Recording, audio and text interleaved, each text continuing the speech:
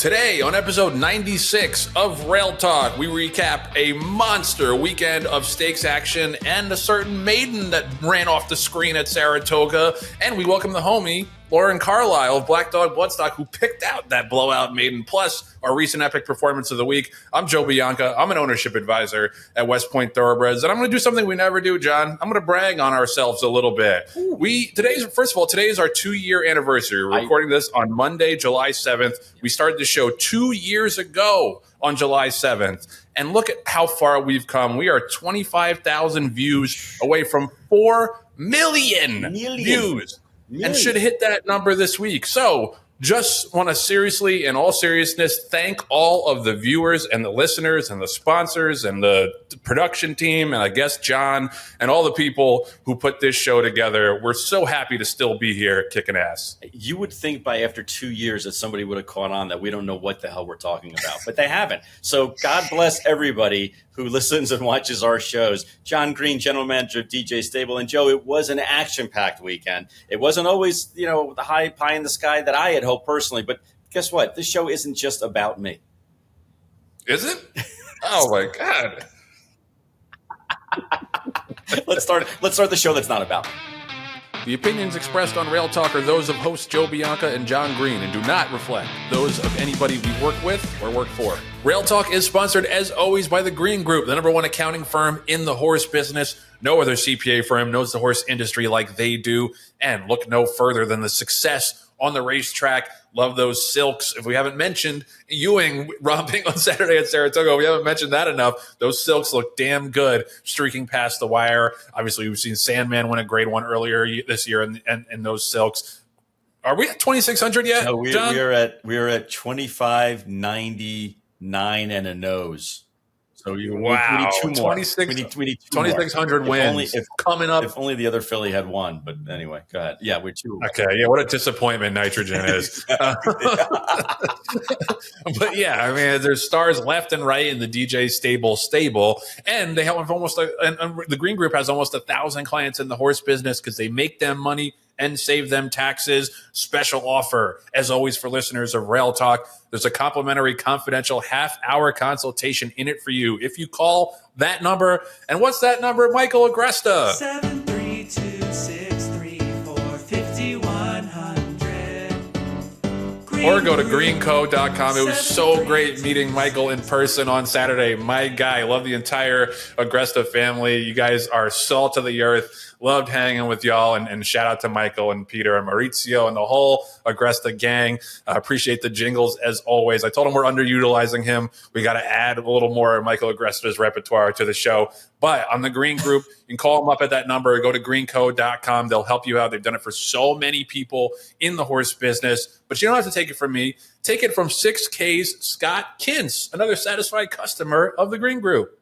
They're great guys. Honesty. They do everything right, and they're easy to deal with.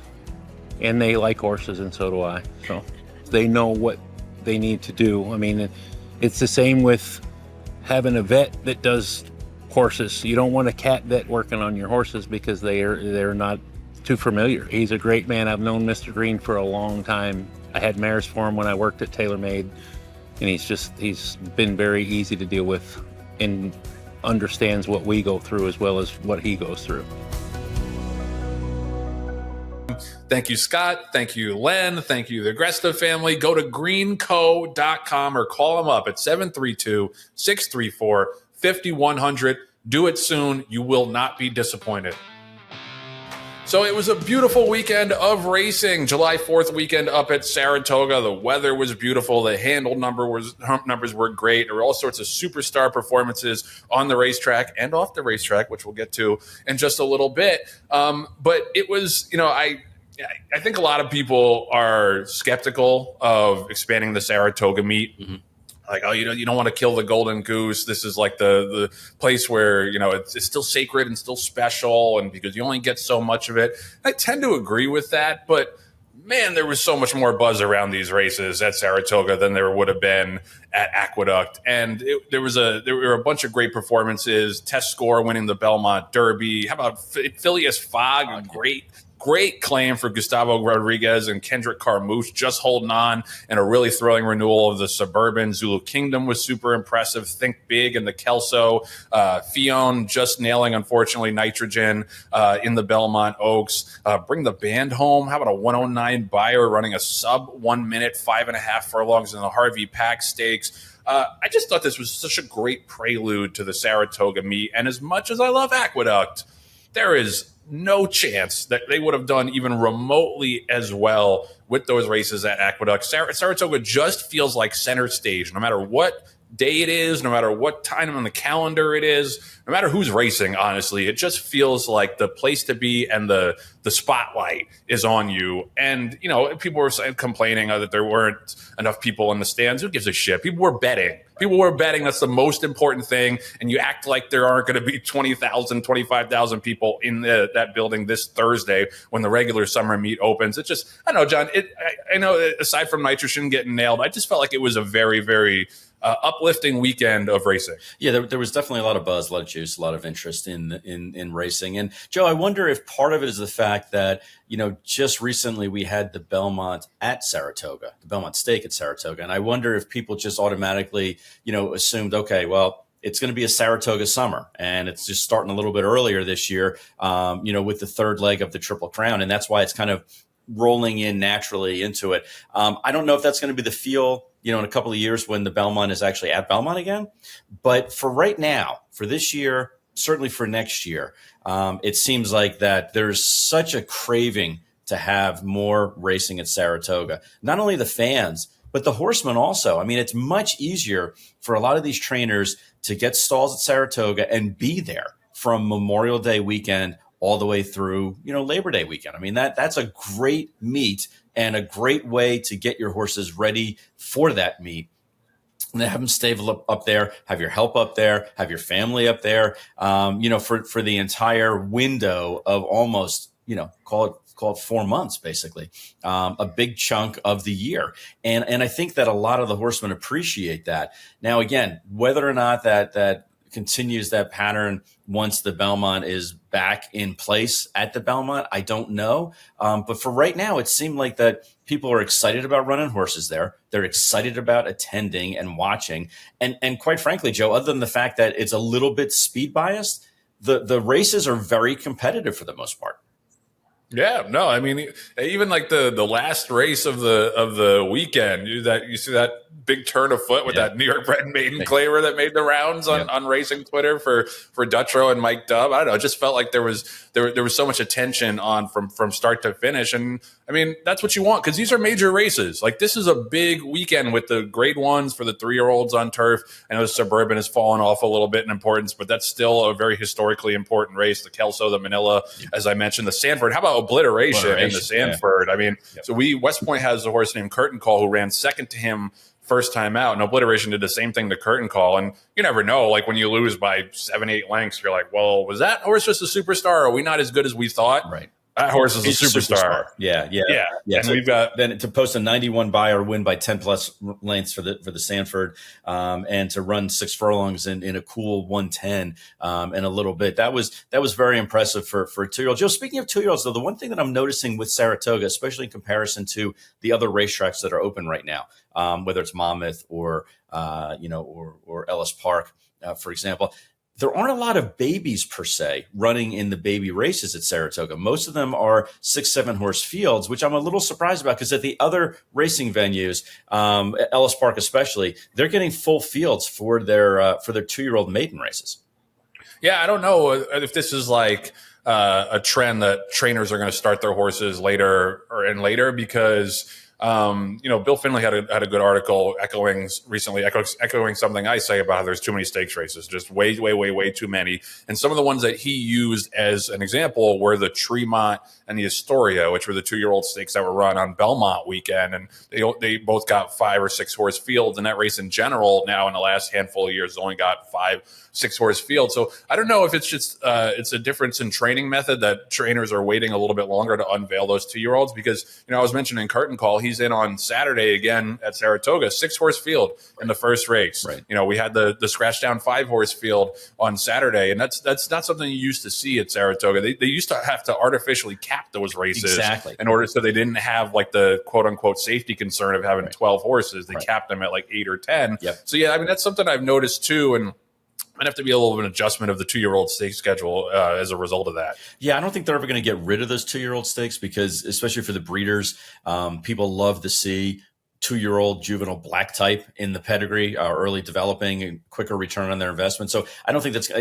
I'm not disagreeing with Bill's premise. I'm just saying I don't think it's going to happen because I think the breeders want to have 2-year-old black type and earlier races. But you're right; they're basically glorified maiden races. For all intents and purposes. But let's talk about the most important 2-year-old race that's been run this year. Okay. Oh, and that would be the first race on July 5th at Saratoga. I hinted at it. We hinted at it last week on the show when said we were going to unveil a pretty nice 2-year-old. I don't think we knew how nice because Ewing has been rocket ship in the mornings, but that doesn't always translate to the afternoon. And we did get I think a scratch that helped us from the outside with the Rapoli horse, but nevertheless, he took a lot of heat from that Wesley Ward horse, the filly, and had to shake her off and just exploded away in the stretch. Got an 88 buyer, got a 9 on the Ragozin sheets, and that leads us to make Ewing, and this is no bias. There's no bias included in any of these decisions. It just so happens we actually have criteria. We have written criteria for this. Good. It just so happens to be our grand unveiling of the Rail Talk Citation. So this is going to be a way for us to stamp horses, trademark pending. The Rail Talk Citation is going to be a way to stamp horses early on in their career who we think are going to go on to do bigger and better things. And some of them are going to be no-brainers. Like, thankfully, Ewing was a no-brainer. Some of them are going to have to dig a little bit deeper to find them. And I think it's just something that we chat in our group chat from time to time. Hey, did you see this horse debut? Did you see that horse debut? I think so. It's a way to get that out there, and we would love to have feedback from the fans and from the readers or from the viewers and the listeners. Who do you want to see be made a citation? Is there somebody we missed? Is there somebody that you think we're overrating? But this is the first Rail Talk citation, and is our boy Ewing. 88 buyer, like I said, won by a dozen lengths, single digit on the rags. Man, I don't know how far he's going to stretch out. I don't know. There's a lot of ifs and buts between now and next spring, which is what we're all dreaming about and what everybody dreams about when you have a really nice 2-year-old. But so far, so good, John. So far, so good. I mean, he's checked all the boxes so far. He's good looking. He's got some good pedigree. He's got phenomenal owners. I don't know if you know who these West Point guys I've heard. But yeah. And he did it in the afternoon, which is not a guarantee, even though you have Bullet Works next to your name, as you know. But he went 22-2, 45-2 with the only other horse in the race that had run before, a Charlatan filly of Wesley Ward's. Shook her loose and then kept going. And the thing that I loved about the race, I was watching it from home. The thing that I loved about the race was the stretch call, because the horse won by so much that the track announcer actually started to talk about Patrick Ewing as the Hoya Destroyer. And when you win, when you're an 11-time All-Star and a two-time collegiate champ and you have a horse named after you, it better run like this. And it wins by a block. And I didn't even think about the fact that it won by a block. And he could have meant it won by, because Patrick Ewing was so adept at blocking shots, but he won by a city block also. But that's how much he won by. There was so much time for the announcer to have to kill and fill that he had this whole, repertoire talking about Patrick Ewing. Joe, one thing I want to talk about, because we got a lot of great comments about the horse, and a lot of people are very excited. And obviously, Nick's Go is a horse that stands at Tailor Made, and our two groups own the horse, which is really exciting and everything like that. Actually, the people who pinhooked the horse, Hidden Brook Farm, who I have a lot of respect for, and I love Dan Hall and Mark Roberts. We've done a ton of business with them. We have mares with them. Mark broke 2-year-olds for us, but they went ahead and very proudly put up there, this is a horse that was, raised here, and we pinhooked it. But then they did something I thought was a little interesting, and I want to talk about. They posted what the 2-year-old comments were, what the vet comments were in their book at the 2-year-old sale. And their point was the horse was sold despite the fact that it had some comments by our veterinarian in our book. Okay. And a lot of people in the industry are very concerned about why are we putting information in these consignor books, basically, where when you're going to look at a horse, they have kind of a summary of what's, what their veterinarian has analyzed the x-rays and the scope report for. Okay. And I think what Hidden Brook was doing was they were saying, look, this horse wasn't perfect, but it still won very impressively first time out, being recognized by a lot of the publications, being recognized now as a Rail Talk citation, and a horse that has a big future. But I want to put an asterisk next to that, because even though we knew that the horse had some vet comments, okay, the way that we vet horses out is we have an actual racetrack vet that looks at the x-rays, and then our trainer looks at the report as well and says, okay, I can live with this or I can't. And I think there's a disconnect there, because a lot of the consigners want to say this horse in particular, but horses have issues. That's just the way horses are. And years have gone by before we had x-rays, and horses ran with all kinds of problems.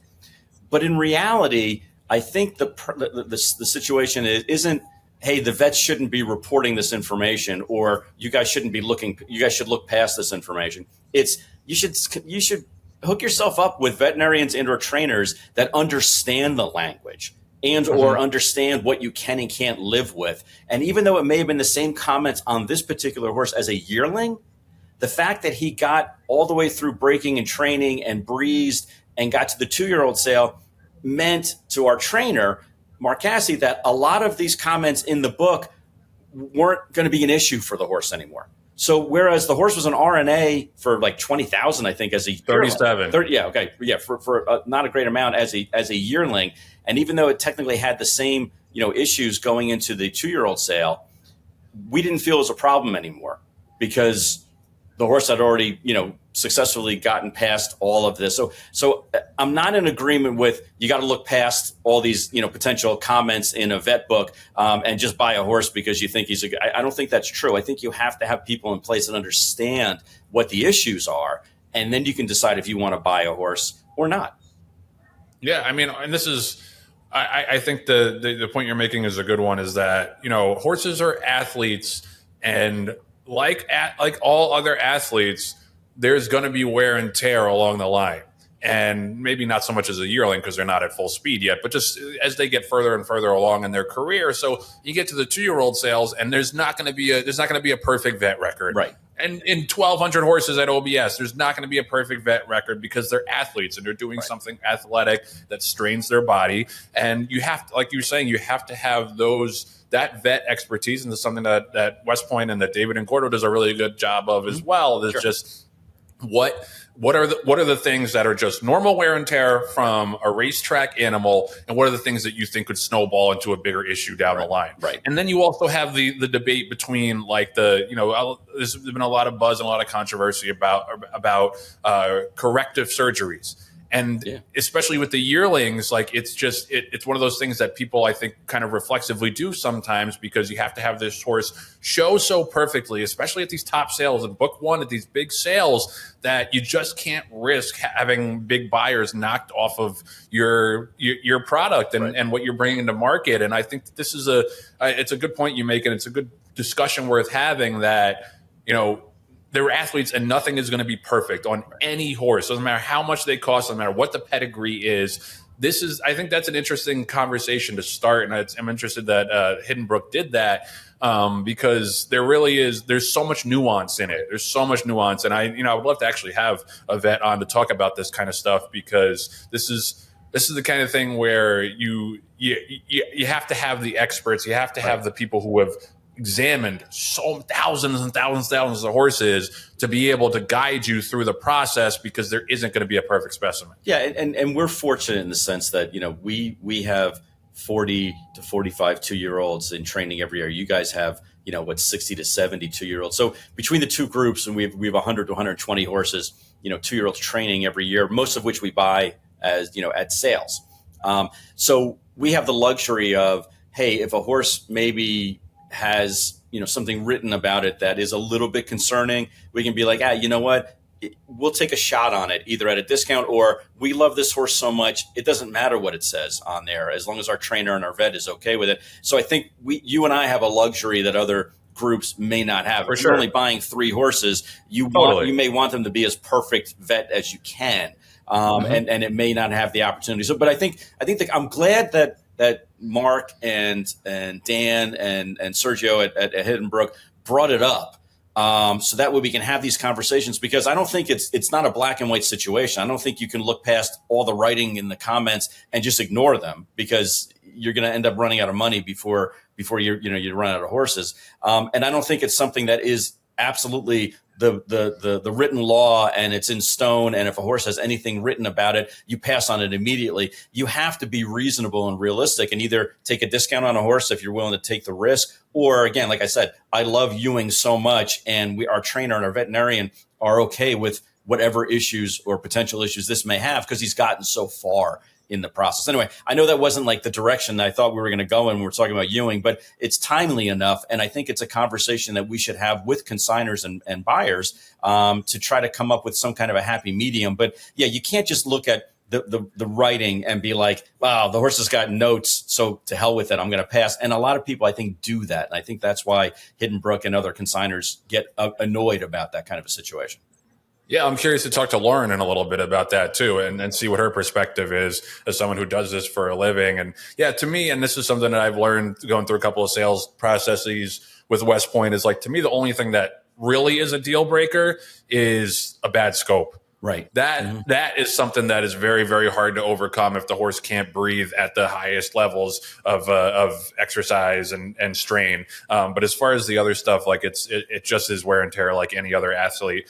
So having said all that, we got a very, very nice 2-year-old, and he wasn't cheap, and he's got to, step up and stretch out from here. But man, it's a really, really exciting time. And I got to shout out West Point. I don't want to jinx it or anything. We've had 3 2-year-old starters run so far. Had a first-time winner out in California named Liberation. Yep. We had Curtain Call run second to Obliteration, and now we had Ewing. So pretty good from your first 3 2-year-olds of the year. And I know you guys have had the New York bred filly, the Vacoma filly, yep, Vernon Valley, who ran well, and a couple other nice ones too. But Ewing is the one that gets the first Rail Talk citation. And while we're at it, let's just go through some of the criteria that is, it's objective considerations and subjective considerations. Subjective is pretty much the eye test. Horses that we watch and we think maybe ran against the grain of the race, or they're a big old beast that wins at 5.5, and you're like, this horse has got to be better stretching out, or it doesn't even necessarily have to be a winner. Right. I don't think. Right, exactly. Like, it could be a horse that ran second, and we could make them a citation. Here's the objective consideration. So before August 1st, this is a 2-year-old that needs to have earned any of the following data-driven factors: a 70 buyer, a 90 Equibase figure, a 9 Thorough Manager rating, an 11 RAG figure. And then we move on August 1st and later. This can be any aged horse. This is an 80 buyer, a 95 Equibase figure, a 7 Thorough Manager rating, or a 9 Ragazine sheep figure. John, you were the one that came up with these objective considerations. Give me some of your insight and what your thinking was. Well, I think when people look at other organizations that put up these awards, it seems like that it's just very willy-nilly. There's no rhyme or reason statistically as to why it is. It's only the eye test, or it's only the other tests. Like, I work with them on a lot of other things, so I'm going to give a nod to a horse that's from that group.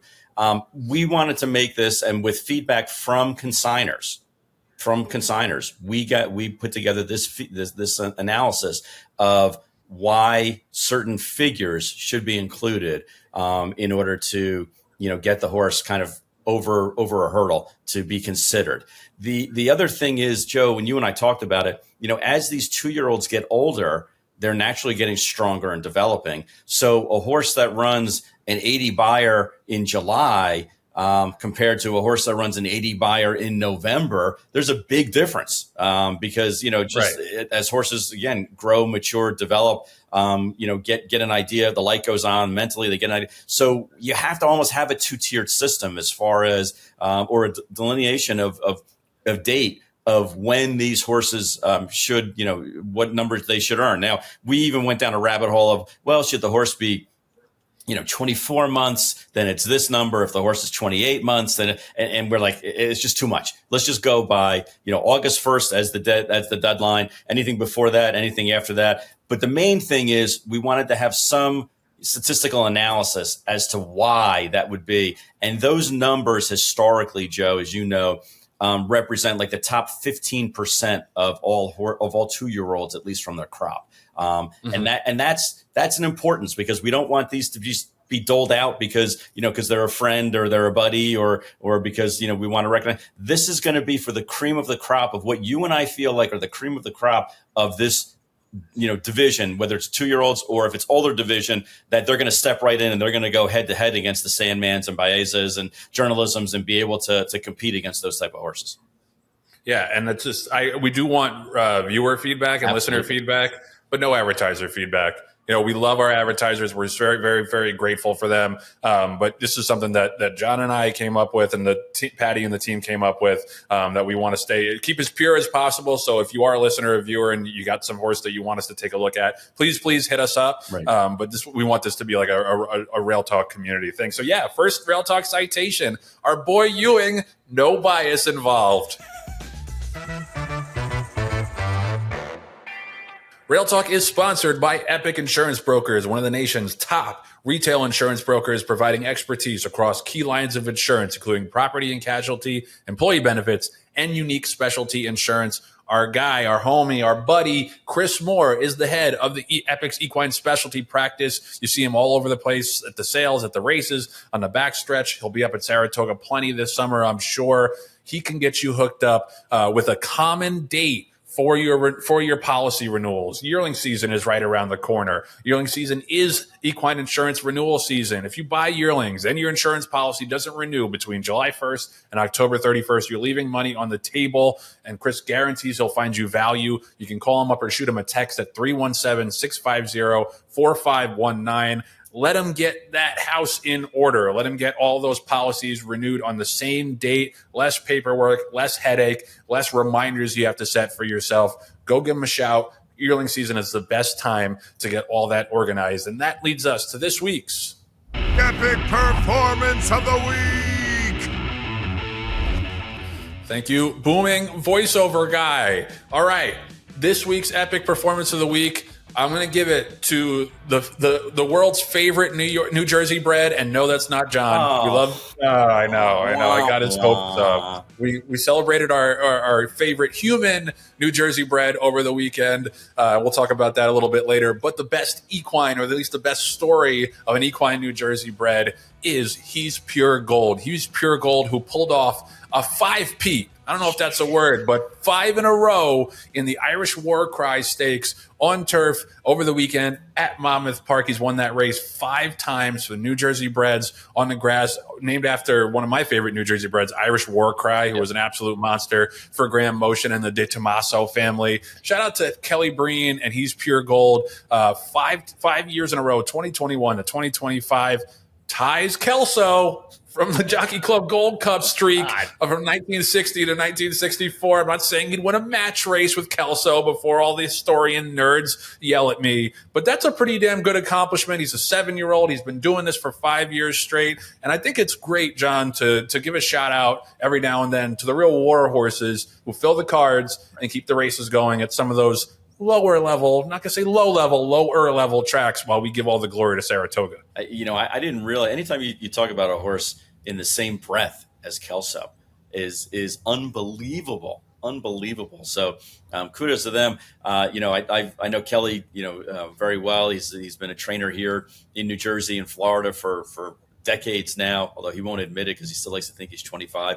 And grew up with the Perkins barn and does things, the right way. So I'm happy that we're recognizing a Jersey bred. I'm happy that we're recognizing a Jersey trainer. And wow, a 5-peat.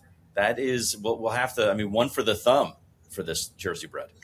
Yeah, and I also don't want to discount or leave out the owner, John Bowers. John Bowers' Roseland Farm Stable owns him, and yeah, we experienced it a little bit with Jackson Traveler. It's just so much fun when you have these horses coming back year after year after year and showing what they're made of. Sounds like he's going to be retired next year. He's going to enjoy some green grass and just have a chill rest of his life, because he's certainly put the work in on the racetrack. So congrats to all the connections of He's Pure Gold.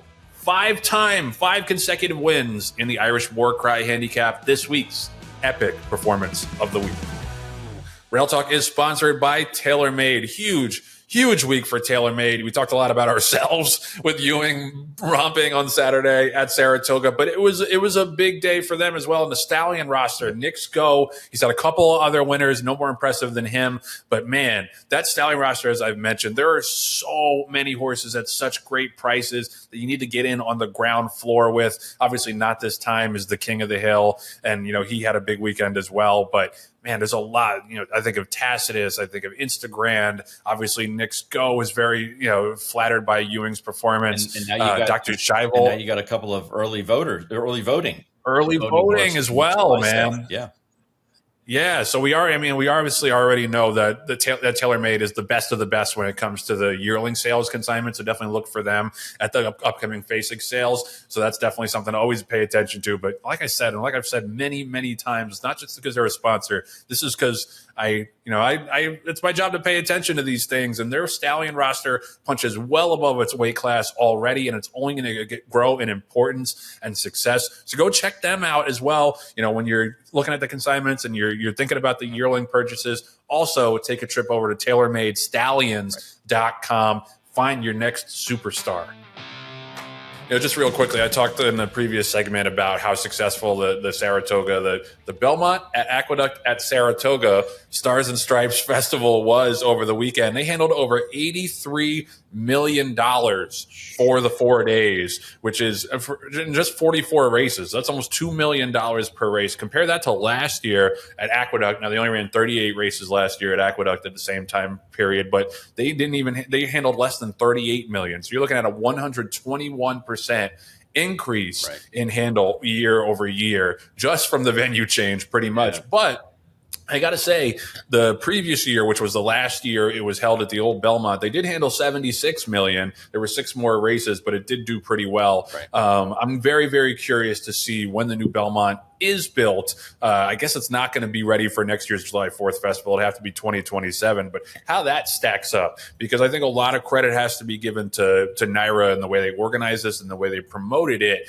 to have it be so successful. And I can't wait to see what those numbers are like at Belmont. I hope they're similarly strong, or is this just a Saratoga anomaly and people will bet 2 cockroaches racing if it's at Saratoga? Right. So stay tuned. Yeah, go ahead, John. Do you feel like the dollar hot dog had anything to do with it?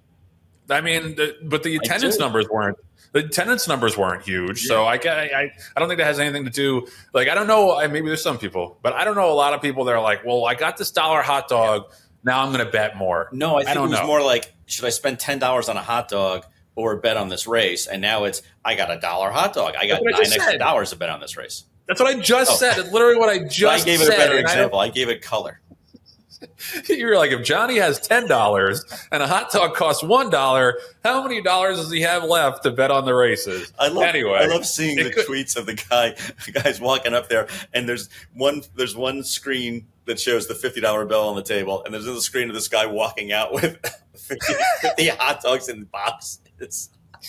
That's so good. I love that. And I love, minor league baseball teams got to do stuff like this to bring people to the ballpark. I love little things like that, or like an ice cream eating contest, like just stuff, festive things that help people, save a little bit of money or have a little bit more fun. Like, there's no reason that racetracks all across the country shouldn't be doing that. I know a lot of them are. Yeah. And Saratoga, I like seeing to jump into that pool. So yeah, it was way more successful than it would have been at Aqueduct. And I'm curious to see when we do open the new Belmont, if we can carry that momentum to Belmont and then into Saratoga.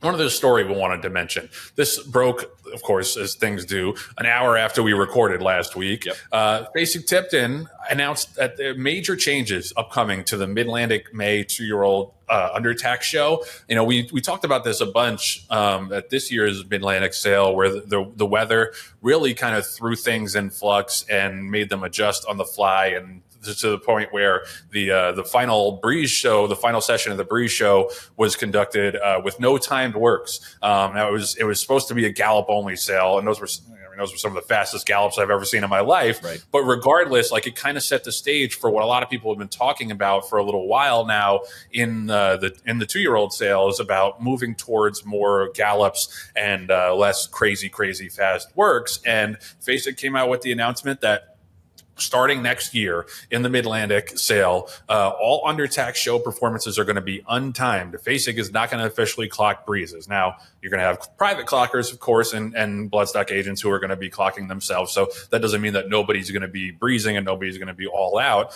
They also mentioned that they were going to restrict use of the riding crop, similar to some of the rules that they tried to implement a few years ago, that, riders can carry a crop for safety purposes, but can't strike the horse during workouts. I don't see any problem with that. There's no reason for a rider to be whipping a horse in a sale breeze. There just isn't, because it's not like a race where you need that little extra oomph sometimes to beat another horse to the wire. This is just them by themselves, and if they can't do it fast enough without the whip, they're not going to do it fast enough with the whip. So I'm fully in favor of that. And I think this is a huge kind of flag to plant for Fasig, where it's not, it's still going to be about how fast the horses go, but I think it's going to be more about how they look and how they're going fast and how they gallop and how they move. And I think that that's something that the industry is eventually, it's going to take a while, but eventually is going to move more towards, because it's a lot of stress to put horses under, to make them go a furlong in 9-3 or 20-2 or a quarter in 20-2 or whatever this early in their development, and it just intuitively does not feel to me like it's great for the horses. That doesn't mean that the people that are doing it like out of cruelty or anything like that. This is just the way the business has been conducted for a really long time, and you want to see the horses go fast. They're going to have to go fast on the racetrack at some point, but I just think it's gotten too far focused on the actual times and not enough focused on how the horses move and then how they bounce out of the sale as well. So that's something that I think is going to be a major push and a major shift in this industry. And I think that, Sandman was a big part of that too. The fact that Sandman sold for $1.2 million just galloping, I thought that was a seismic move in the auction business and the 2-year-old auction business. And the fact that he's gone on to be successful has shown that that is at least viable for some buyers.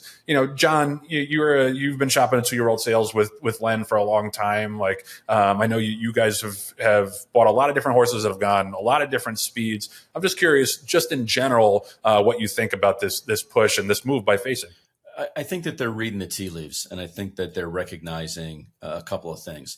Number one, you mentioned Sandman kind of as the poster child of a horse that galloped only, that sold for a lot, and that subsequently had really successful racing career so far early on in his life. That's number one. Number two is that at OBS, when they had the gallop only, they had, I want to say it was 11 horses that took advantage of it. It may be a couple here or there, plus or minus. But like 70-something% of them got sold and changed hands, which meant that there was an appetite for it, for horses that were gallop. I'm not saying that all of them should gallop, but that there were certain groups, us included, that said that we would lean more towards buying a horse if it galloped, versus just a flat out, breeze. But we, again, have the ability to kind of buy in a couple different, tranches, so we can buy horses that breeze, buy horses that gallop, et cetera. And I think that the unfortunate incident that occurred when a horse broke its front legs, at the Fasig undertax show, and they very alertly and astutely said, you know what, we're not going to have time breezes anymore. And their averages not only stayed the same, but went up.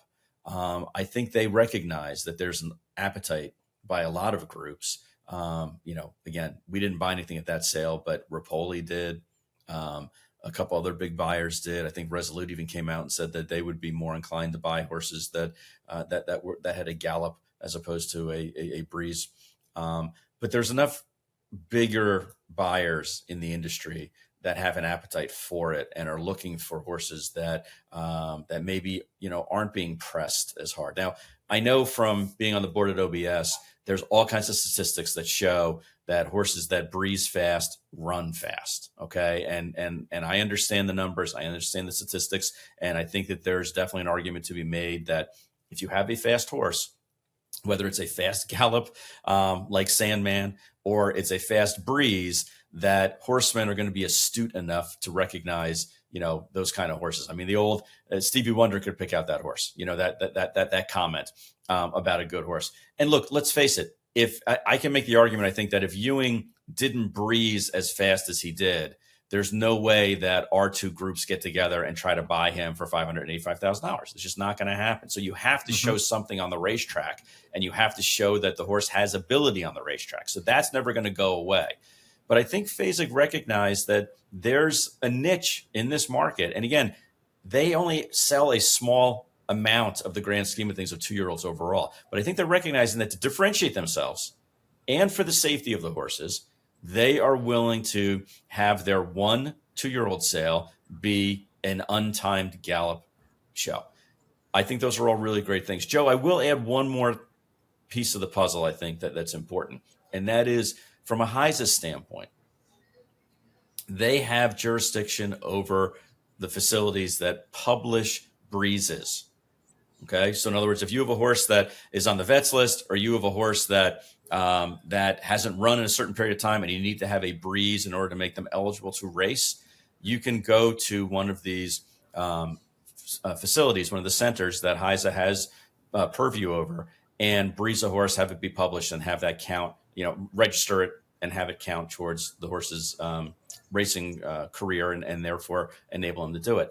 There's an argument to be made that these under tax shows are published breezes.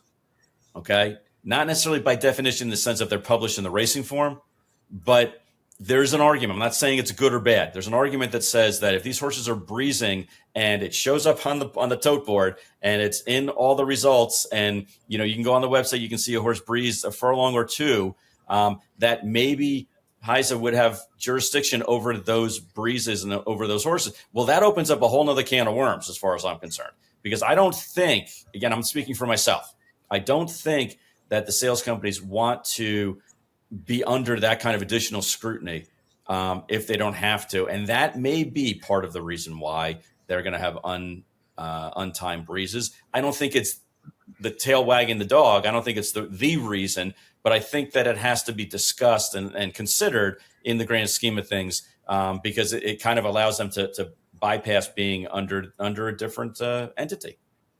Yeah, that's a really interesting point. And yeah, like we don't want to be hypocrites. We, like you said, we bought Ewing partly because he went so fast. Yeah. And I'm not saying that, and I'm not saying there's not a place for that. I just think that this is another big step in the right direction to having it just be less hyper focused on the time. Right. I'm not saying that the time that a horse goes an eighth of a mile or a quarter of a mile is not fast, because as you mentioned, fast horses on the breeze show a lot of times become fast horses on the racetrack. But I think we need to get away from everybody, having the star eyes emoji and losing their mind when a horse goes 20-2, right, when you don't know what's under the surface and what had to be done to get to that 20-2 or 20-1 breeze. So I think that this is a very important step. And, like I said, people are still going to breeze horses, mm-hmm, and they're just going to time it privately. But when you don't have the official stamp of approval from the sales company that is conducting the sale, I think that will make at least some people take a step back and evaluate more the physical of the horse rather than just the clocking.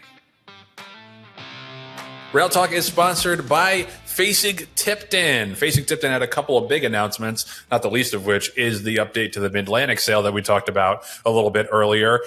There's also some supplements, some major supplements to the July selected horses of racing age sale, including offerings from the estate of D. Wayne Lucas, the man, the myth, the legend, who will be sorely missed. Some of those horses that were in his barn, 11 additional entries to be exact, are not, those aren't all from the D. Wayne Lucas barn, but 11 additional entries supplemented to the July horses of racing age sale, some of which are from D. Wayne. And, obviously no one took better care and no one was knew more about the training of horses than D. Wayne. So definitely could be a part of history if you want to get in on some of those horses. Also, Bashford Manor winner Romeo, super impressive 2-year-old stakes winner at Churchill Downs, ran like 108-3, I believe, was also added to the horses of racing age sale. So definitely go check out Fasig's website because there's been a lot of supplements added. The catalog is likely different than if you looked at it a couple of days ago or a week ago. So definitely be up to date on those on those additions and those supplements. And that leads me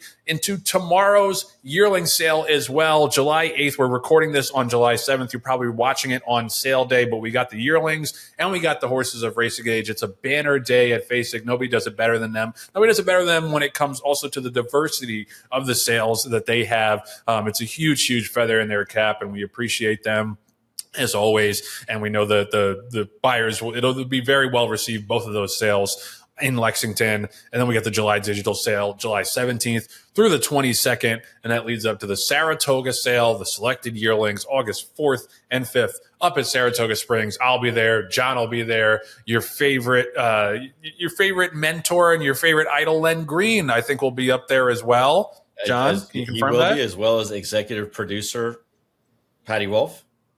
Oh, that's right. Patty will be there too. And a few other members maybe of the Rail Talk team. But yeah, it's a star-studded event, and no star is bigger than the Rail Talk team coming down, or coming up for that matter, for the Saratoga sale. Cannot wait. So we are so thrilled to bring this next guest to the Rail Talk studio. She is an expert, all-star Bloodstock agent of Black Dog Bloodstock, Lauren Carile. Welcome to the show. Hi. Oh my gosh! Now she's shy. Now she's quiet. I know. Now I have no words. I almost read your screen name, so you got to give me props for remembering your actual name when that one's staring right at me. All right, so you were instrumental in picking out and buying Ewing, and obviously that was a blowout debut win. We were all super excited about. Nobody more than you, because you haven't stopped texting me and John about it for months now. So take me into the mind of Lauren Carile watching that beast gallop through the stretch at Saratoga. What was your reaction? I was relieved for sure. And that was the first kind of feeling. Because when you've got a 2-year-old that you're really excited about, first time starter, you're mostly nervous. I mean, at least I am, especially when you think they're really good. You don't want anything to go wrong. So you're just hoping the gates open and they have a clean break and you get to run your race. And nothing bad happens. But I mean, look, yeah, I know you guys probably saw too, but when he was warming up, he wasn't going to lose. I mean, he looked so good warming up, go before the gate. I mean, he looked so mature, I thought. I'm like, they're not going to beat this horse at all. He's going to gallop. So it's pretty much what happened. And Lauren, when you saw him as a 2-year-old at the sale, what stood out to you as far as his attributes, and why were you so high on him? Because I remember when you sent us your list, like this horse was atop the list to the point where you were like, I want you to name this one after your dad. That's how excited I am about this horse. Yeah, we had, I had come up with this name that your dad's students had used in his class, and we had reserved the name. And so I was kind of looking for a horse that I thought was special enough to be named after your dad. And so I had pinpointed this horse out, made the breeze list, went to see him at the barn. The first time I saw him, that's when I text you. I said, I really like this horse. And I was like, he's giving me the Lenny thing feelings, the feelings of naming him after your dad. So I think really his breeze, number one, when I work a 2-year-old sale, I don't look at the horse unless they make my breeze list. So that particular sale, April has 1,200 horses about. I think my breeze list was like 87. So pretty small number of horses that I'm looking at. So first they have to go through that. And then when I look at them at the barn the first time, I try to do it the day after they breeze. I'm really looking at their legs, how they cool out, because a horse can progressively get worse as the week goes on at the sale, or they can progressively get better as the week goes on after they breeze. There's a lot of moving parts there, way more than yearlings. So just try to pay attention and look at them at different times. And he was always just had a dominant presence to him. Horses are herd animals, and especially in colts, sometimes you can just tell by looking at them and interacting with them that they are above the rest. And he kind of had that aura to him, very, very classy, very just, yeah, like I said, he just seemed to cut above everybody else. Yeah, he cost a lot of money, and thankfully we were able to get West Point and DJ together to buy him, because I don't know that one of us would have bought him individually. So that was fortuitous, but it's a risk sometimes. I think some people think, at least, to buy a horse that expensive, $585 for a first crop stallion. Now, I'm curious what you think. Do you factor that in at all when you're thinking about, how far you might stretch for a horse, or do you just simply look at the individual and then you kind of forget who the sire is? Well, that's a loaded question. Because it? It is. It is for me, because it depends on, first of all, my gut, like how much I like the horse. If I really love the horse, then I don't care if it's by. I told John, I was like, it didn't matter if that horse was by a donkey down the street in Ocala. I wanted to buy him. So I didn't. His pedigree to me was not a factor at all. I'm different like that. Not everyone feels that way. I just really try not to let pedigree get in the way of finding a good horse. 2-year-old sales especially, because most of the time you're not going to find a good pedigree there. I mean, they're not the best bred horses that are being offered at the 2-year-old sales. So you have to understand that and manage your expectations. Yearling sales are different, obviously, but it's really when you get to a performance aspect of it, when they're breezing and you're judging their athletic ability, I wish the catalogs didn't even exist. Mm-hmm. Right. So I'm not looking at it. And Lauren, sorry, John. I mean more. I don't mean necessarily in terms of like making the short list or someone that. I just mean in terms of like how you allocate a budget, because you know what I mean. Like if you do, like does it factor in at all when you're bidding? Is my question more so. Yeah. So basically, is it crazy to pay $585 for a Nixco? Yeah, probably, for sure. That was probably a little crazy, but it's one of those situations where you weigh the risk. Buying horses. It's nice that this show is brought to you by Tailor Made Stallions. I know, brought to you by Tailor Made. That's great. Okay. Yes, Right. little plug. Start again. Little plug. 3, Don't 2. start again. Don't start again. We said what we said. We love Tailor Made. I said what I said. That's right. And I meant it. So, again, I will say that you weigh. Buying horses is risk management, no matter what age you're buying them at, no matter how you're buying them. So that's really between you and the client, and having an understanding of what their limits are, what your limits are, and they're paying you to judge those limits and to identify the risk, properly. And sometimes it works out and sometimes it doesn't. I mean, nobody's perfect at it. That's why we're all still doing it. So that was that was an instance where it was either going to go really well or go really badly. So far it's gone really well. So I hope the horse continues. Gang. So Lauren, let's talk a little bit about an announcement that came out last week. Fasig-Tipton announced that they were not going to have a breeze show, timed breeze show, I should say. The horses were going to be gallop only for next May's sale. As somebody who is observing the horses when they're training, is that going to make things harder for you? Is that going to make things easier for you? It doesn't matter. You know what? You can see a good horse, whether they're breezing, galloping, walking, hopscotching. It doesn't matter. You can see athleticism. What does this mean to you as somebody who does this for a living? Well, first, your dad asked me this question a week ago, and I answered it by saying, I said, Lynn, would you rather watch me walk or run?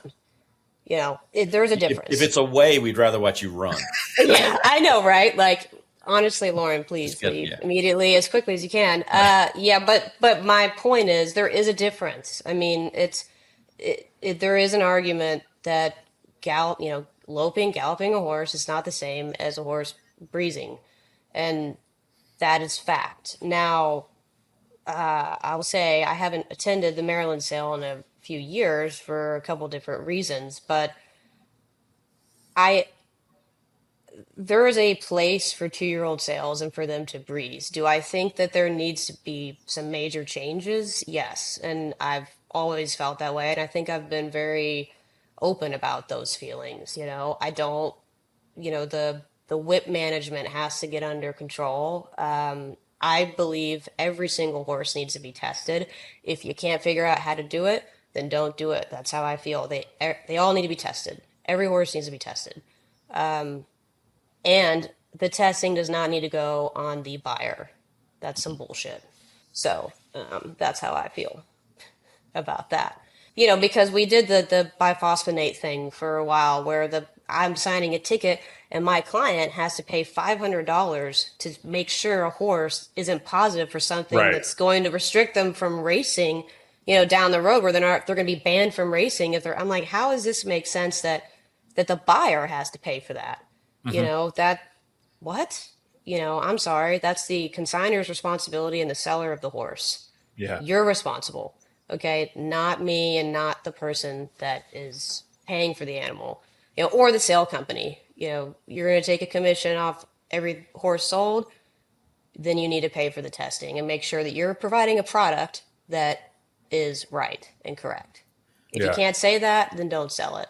So then when would you actually do the testing? Because let's say logistically, at OBS or at OBS? OBS. So let's say logistically it takes 5 to 7 business days to get a test back. It shouldn't take that long. Well, if you're going to do 1,200 horses, it's going to take that long. I mean, that's just kind of the way the logistics of it is. So how do you recognize that? And then let's say it takes a week. Horse breezes. Do you do the test the day before the horse breezes? Do you do the test the day after the horse breezes? Do you run the risk of not getting the you have to you have to do the test after the horse breezes, immediately. You can't give anybody any time to do anything. So yeah, I would say it's just no different in a race. Mm-hmm. When we're going to the spit barn after the race is run, right? It's the same process. I mean, and as far as finding a lab that can do the test, if it does take 5 or 7 days, okay, then sell them in 5 or 7 days. What's the difference? We're already doing that. The horses that breeze on the first day, there's a 5-day breeze show or 7-day breeze show in April, and then there's 2 days in between. They're already selling 7 days afterwards, right? Am I wrong? I'm bad at math, but well, I mean, it's business days versus calendar days. But then make it the business days. I make it work. I mean, it's not impossible. Is my point. Okay.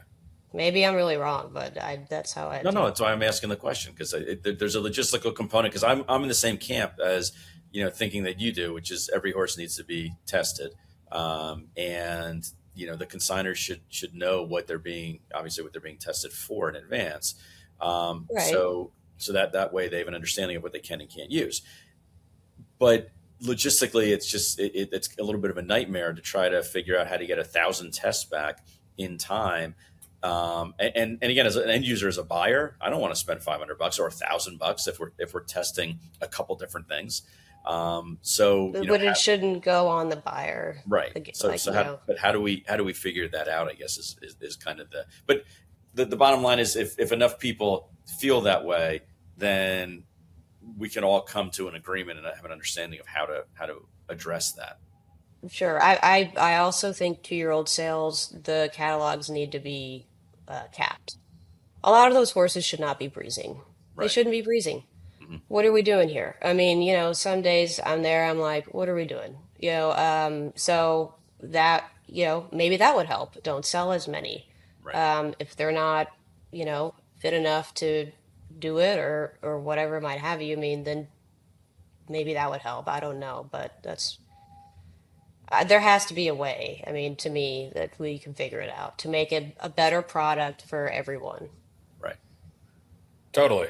Yeah, and don't want to interrupt the Bickersons here, but I wanted to switch gears and ask about vet work because John brought this up earlier on the show. And sorry if I'm stealing your question, No, John, go but ahead. it's one of those things where you're never going to find a perfect athlete and a perfect vet record at the 2-year-old sales. If you're looking for that, turn around and get your ass back home because you're not going to find it. This is something that I've learned a lot just in the couple of years being at West Point, trying to figure out like what is a potentially inhibiting vet problem and what is something that is just wear and tear any other athlete would possibly have. Is that something that you've had some trial and error with, or is it something you picked up quickly? And like, what kind of have you learned along the way when it comes to vet records, and what can be kind of not ignored, but dealt with, and then what can't? Well, I will say I leave those decisions to the veterinarian that I hire. Okay. I mean, really, I read everything and I'm involved with it, but that's why they're hired to do their job is to tell you, is this horse going to be sound enough to either race or pinhook? And again, risk management. So their job is to tell you the risk on the radiographs and the scope and whoever you hire, you need to trust. And if you don't trust them and trust and value their opinion, then you need to hire someone else. And that's really all there is to it. I trust my vet. I know John and Mark trust his vet. I mean, it's kind of, there's really not a debate for me. They tell me something, we're going to talk about it. I might have questions as I normally do just because I'm annoying, but I mean, that's really it. That's how I do it. Yep. So Lauren, now you've been out there at the Fasig July sale. You've seen some freshman sires. Are there any of them? I know it's a little early in the game, but are there any that really stand out as far as first year stallions where you're like, wow, these blankety blank horses are really looking the part? Yeah, I mean, right now, I think I had quite a few Jackie's Warriors on my list. I like those quite a bit. Really pretty, look fast. I think early voting was another one. Is that another Tailor Made shout out? Yep, Maybe. it is. Yeah, Yes, you're Tailor right. Made. Yep. So, yeah, those two caught my eye. But there's plenty. Like you said, first impressions. There's plenty to see. Down the road. But Right. Any those flight two. lines catch your eye? There's none in the sale. None in the sale. Are there any in the sale? Because I did not see Wow. them. Yeah, I guess they're waiting for Saratoga. Yeah, those were not presented to me. I'm sorry. But Gotcha. I'm sure they look really good. I'm excited to see Yeah. them. Yeah, and I mean the weanlings look great and sold great, so yeah, I'm excited for that too. That leads me to my other question. My last question is about the yearling sales because there's so much more projection involved, and I think this is where having an expert eye really, really comes into play because anybody can watch a horse go fast. Obviously, there's more that goes into it than that. But with the yearlings, you really got to figure out how they're going to grow, how they're going to develop. And is there something like, not without giving away the secret sauce, are there certain things that like you look to check? What boxes do you look to check when you're shortlisting horses at the yearling sales? I would say probably what my main focus has been the last few years, and this is, looking at horses, looking at yearlings especially, is a lot of trial and error. Unfortunately, look, you learn from your mistakes. You're going to make mistakes, and that's the best form of knowledge you have is your past experiences with buying. But I'll say, trying to imagine what the horse will look like a year from now, 2 years from now, 3 years from now is important. I'm looking for, like a 911 turbo that's going to turn into a P1 McLaren. I'm not looking for a Dodge truck that's going to turn into a Mack truck. I mean, I want something that looks fast and is going to be fast because regardless of distance, you have to have speed at some point in your game. And so that's pretty much a broad way of saying what I look at first.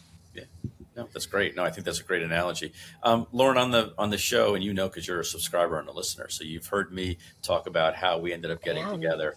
And Joe, for those listeners who haven't heard the story, I'll let Lauren tell her side of it. But basically, it was we kept outbidding Lauren on all of her horses, and she was crying. Actually, if I remember, that's correctly, not true when she at walked all. out, and basically, I could see that. we took pity on That's her. And we're not like, all right, true. you can come work with us. That's the Yeah, story I tell. That's not how it went down. No. Patty, cut her mic off. Yeah, no. I'm cooking. Okay, yeah, no. That's not how it went down. So I will tell it, and I'll tell abbreviated because I know we're on a time crunch. What? Okay, so I was noticing that Mark and I were bidding against each other a lot at the sales, and when you are an agent, you figure out that quickly that certain people have the same taste in horses. That's two-time Hall of Famer Mark Cassie you're talking about. Yes, Okay. Correct. Do I have to state that every time? Well, it's just nice so the people at home understand exactly. Believe it or not, there's a lot Presenting the two-time Hall of Fame trainer. Yeah. I mean, that's how I introduce them. Yeah. I don't know. But anyway, so yeah, Mark was, we were bidding against each other. So 2 years ago, Saratoga, they do reserve seating. Fasig puts him right behind me. And he is sitting there with Mrs. Weber, I'm pretty sure, and is outbidding me on all these fillies. And that I cracked. It's kind of like I cracked. Right. So then I leave there. It's before September. Crying. And I'm like, no, I was not crying. I was not crying. So I leave there and I'm like, I'm going to reach out to Mark and ask him, if he ever needs help with the sale, I'd love to work with him because I know he's a good trainer and he's a two-time Hall of Fame. So I don't have his phone number. I've never met him. We've never spoken a word to each other ever. And so I don't have his phone number. I'm like, well, I think he might follow me on Twitter. So I see that he follows me on Twitter. So I send him a message on Twitter and I say, hey, hi, if you ever need help with the sale, I'd love to work with you. And he sent me a nice response and said, send me an email with telling me about your operation, which I start laughing because I'm like, there's no operation. Yeah, it's just operation. me. Yeah. I'm like, I felt like a loser sitting there typing this email. Like, it's just me. I'm at the sale. It's just me. Felt like a loser. So I sent him the email and he responds, just like, thank you. And I'm like, okay, dead end. Never going to hear from this guy again. At least I tried, whatever. A couple days later, Jeff Hazlett from Tailor Made calls me and says, hey, just letting you know, Jon Green is going to call you. And I said, who's Jon Green? Because I didn't know who you were. I did not know who Jon. I was like, who's Jon Green? Response. Yes. Yeah, I was like, who is that? And Jeff's like, DJ Sable. I'm like, oh, yeah. Wonder Wheel, Jaywalk. Yeah, I was like, okay, yeah. Podcaster. Two right, yeah. Winner. Yeah. Very esteemed, accomplished. Yes, I know who that is. Joe's sidekick. Yeah. Right.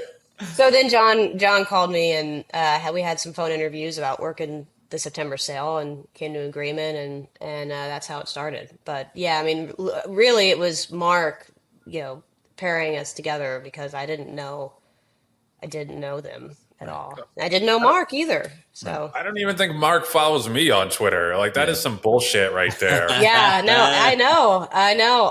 Yeah. So I was flattered, right? For sure. Yeah. But Yeah. I mean, and honestly, what the way Lauren got the job was one of the very first questions I asked her is, when you go to a sale, are there certain people you won't buy from? And she goes, hell yeah. And then named like a half a dozen people. And I was like, okay. I was like, yep.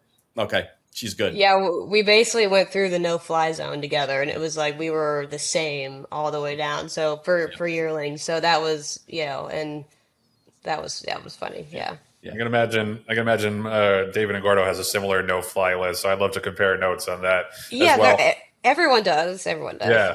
I lied. I have one more question because you also picked out Dazzle Doro, who was epic performance of the week recently on the show, which again, because you're glued to your computer screen every week that it drops. Who is it this week?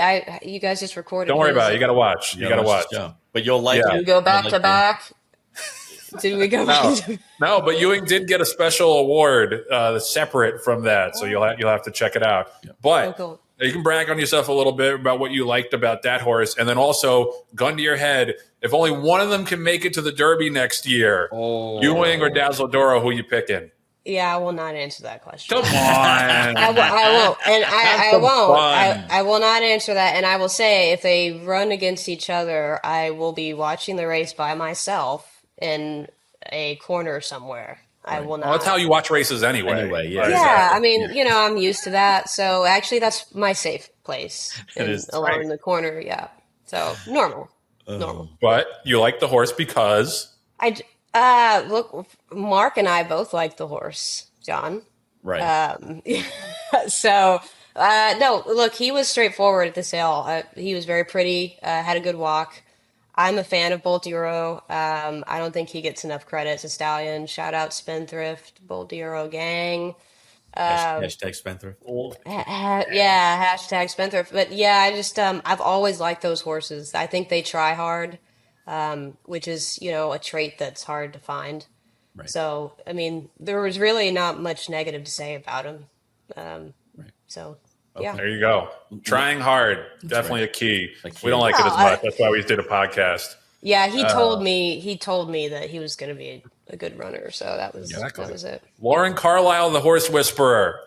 Yeah. Black Dog Bloodstock. Always a good hang. Always a fun chat. Congratulations on all the success. And thanks for coming on the show. Thank you, guys. I appreciate it. Rail Talk is sponsored by our friends at Arion Pedigrees. Go check them out at arion.co.nz.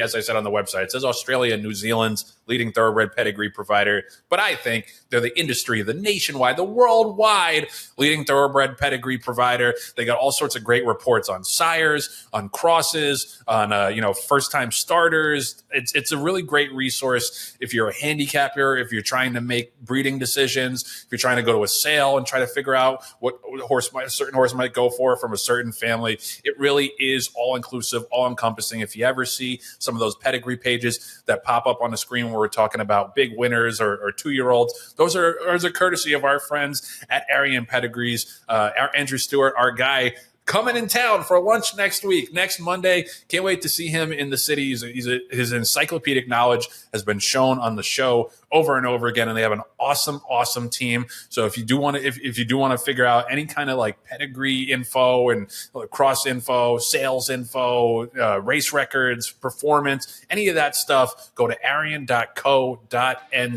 They really are the best. All right, so that's going to do it for this week's episode of Rail Talk number 96. But before we go, wanted to mention the great day that we had on Saturday, celebrating several members of the Rail Talk team. It was a blast, and I want to give a mega shout out to my man, Jon Green, who bought a suite at the Mets-Yankees game and filled it up with some of his friends, not all of his friends. He had to be on the list. There was a velvet rope pretty much to get in there, but I was included, and so was Patty, and so was Megan. And we just had a great time. As much as I'm busting John's balls about celebrating his 55th and a half birthday, it was so inspiring. I might start celebrating my half birthday. But more importantly, John, how did you enjoy it? Oh, it was so much fun to see our friends, and not only from the show, but also Dan Torchman from ABR, Aaron Yagoda, my pseudo adopted brother, and his plus one, Melissa, and I had some siblings there, my nephews, and it was a lot of fun. It was a lot of great time. The Mets won 12-6. Which was really cool. The food was abundant and plentiful. So much so that Dan ended up, opening up Ziploc bags and putting a lot of the brisket in there for his subway ride home. So Dan, well done. Way to walk out with a party favor. That's a true Brooklynite right there. That is doing that exactly on a budget. Yep. But we don't mess around. Will not let any food go to waste. But no, it was a great day overall. Great weather. Tip of the cap to the Mets and all of their hospitality team. They couldn't have made it any easier for us, quite frankly. And I'm ready to make it an annual thing now, Joe. Oh, that's great news, great breaking news. Yeah, because we had an absolute ball, and yeah, it was a beautiful day, great game. Mets kicked ass, lots of home runs, lots of action, and yeah, couldn't have asked for anything more. I was honored to be part of it, and I was honored to be part of Julia Agresta's engagement party on Saturday night in Edgewater, New Jersey, at a beautiful venue, and it was so great to meet the rest of the family, including her brothers Peter and Michael and her dad Maurizio, and all the friends and all the kids. And it was just, I didn't realize what a performer Julia is. Like, she plays the background on this show. She's a producer. She barely ever pops on the screen except to bust our balls every now and then.